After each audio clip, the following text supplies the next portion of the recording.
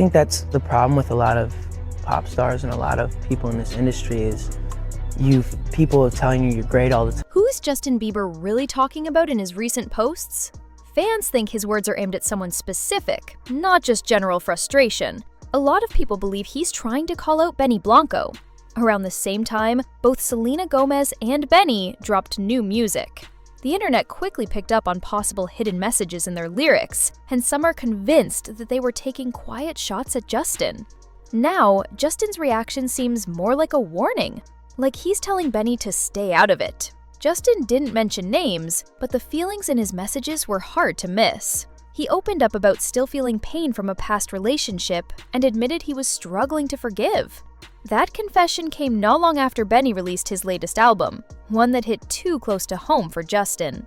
It wasn't just the timing, it was the fact that Selena was a part of it. Hearing music from his ex and someone he once considered a friend felt personal. It brought back things he'd rather not relive. In Touch Weekly reported that Justin felt completely caught off guard. A source said Benny had slowly cut ties with him, especially after getting close to Selena. For Justin, this wasn't only about heartbreak. It was about someone breaking his trust, a friend choosing sides. To make it worse, the things being said online felt like digs at him, and he believed if he acted the same way, the backlash would have been much worse. But somehow, Selena and Benny were getting away with it. Then came the album I Said I Love You First, a mix of styles, filled with lyrics that sparked instant drama. Fans picked apart the songs, and one track stood out. How Does It Feel to Be Forgotten? The lyrics weren't soft. You're so embarrassing. Go cry when no one's watching. To some listeners, it was just another breakup song. But those who followed the Selena-Justin-Benny triangle felt like it was a clear dig at Justin. Instead of clapping back with music, Justin started posting quiet but emotional messages online. One day he shared, "I got anger issues too, but I want to grow," along with a photo of himself with his head down. He added a throwback picture from his childhood, an image of shipping containers, and what looked like a photo of his son, Jack Blues. Each post carried emotion. In one caption, he said, "Sometimes I hate myself. When I feel myself becoming inauthentic, when I change to please people." These weren't just casual posts. They felt like someone processing pain in public. That same week, Justin shared another message. "We have nothing to prove today. Nothing is owed to us, and we don't owe anyone anything." His posts started to feel like private thoughts he didn't want to keep bottled up. People close to him noticed. Fans grew concerned. It seemed like the emotional weight from his past, mixed with the sting from Selena's new project, was becoming too much. His already rocky relationship with the present, media took another hit. At one point, when a reporter brought up Selena's name, Justin snapped. "Don't ask me about her again," he said firmly. That wasn't drama. It was someone setting a boundary. For years, his personal life had been used for clicks and gossip. He had enough. Selena, meanwhile, had her own take. In an interview with Spotify, she addressed the chatter. She said the people were going to think what they want, but the album wasn't about what most assumed. Sitting beside Benny, she explained, "The songs reflected both of their lives, not just one past relationship. I've lost people," she said, "and I've gained people. This album tells our stories." But no matter what she said, the rumors didn't stop. Maybe it was the lyrics, maybe it was their long history. Either way, people weren't letting go of the idea that at least part of the album was about Justin. That's the thing with Justin and Selena.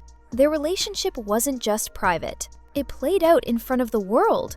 From red carpet events to cryptic posts, their story was followed by millions. It became more than a relationship. It became a part of pop culture. What makes it messier is Justin's past with Benny Blanco. Before this fallout, Justin and Benny had a strong friendship and creative partnership. Benny used to praise him, calling him brave for being so open about his personal struggles. "He's not fake," Benny had once said. "He's real." That kind of trust meant a lot to Justin, especially in an industry where real friendships are rare. Now, that friendship seems completely broken, and fans are asking how it fell apart so fast. To understand what happened, you have to go back to where it all began. Not just with music, but with Selena. She wasn't just a girlfriend, she was part of Justin's life for years. Their bond was intense. It grew while the world watched.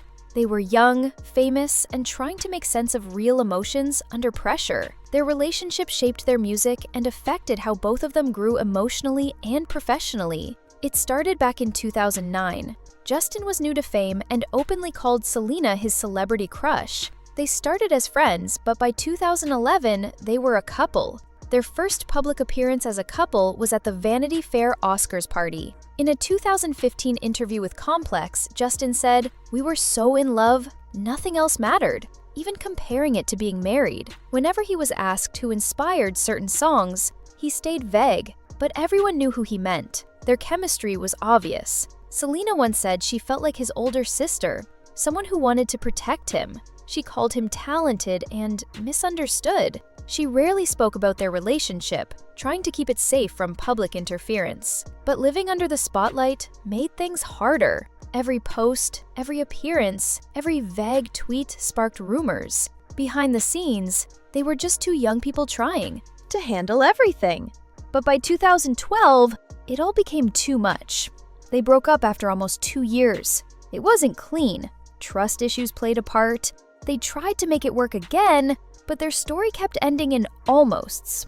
Almost healed, almost back together, almost lasting forever. Justin expressed his pain through music.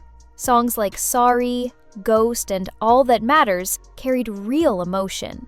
Fans analyzed every lyric for hidden meaning. Selena did the same. Her song The Heart Wants What It Wants was clearly about Justin. He admitted the song was beautiful, but hard to hear. Even with all the hurt, Selena never attacked him publicly. She continued to support him quietly.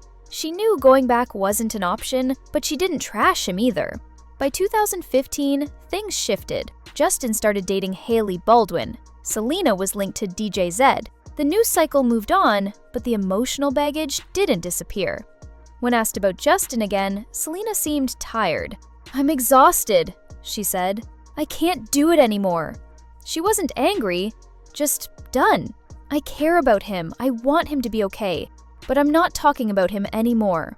Even if Selena moved on, Justin seemed stuck. He clung to the past, his songs, his memories, and the people who had once mattered to him. Benny Blanco was one of those people. In the beginning, they shared a strong connection. They worked on meaningful songs like Lonely and bonded over being real in an industry filled with fake smiles. Benny even called Justin one of the most honest people in pop. That meant something to Justin. He valued loyalty above all.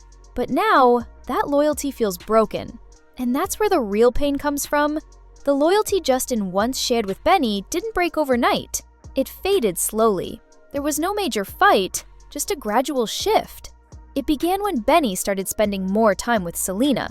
At first, Justin stayed quiet, but he noticed the growing distance. Their usual messages stopped, support vanished, and when Benny and Selena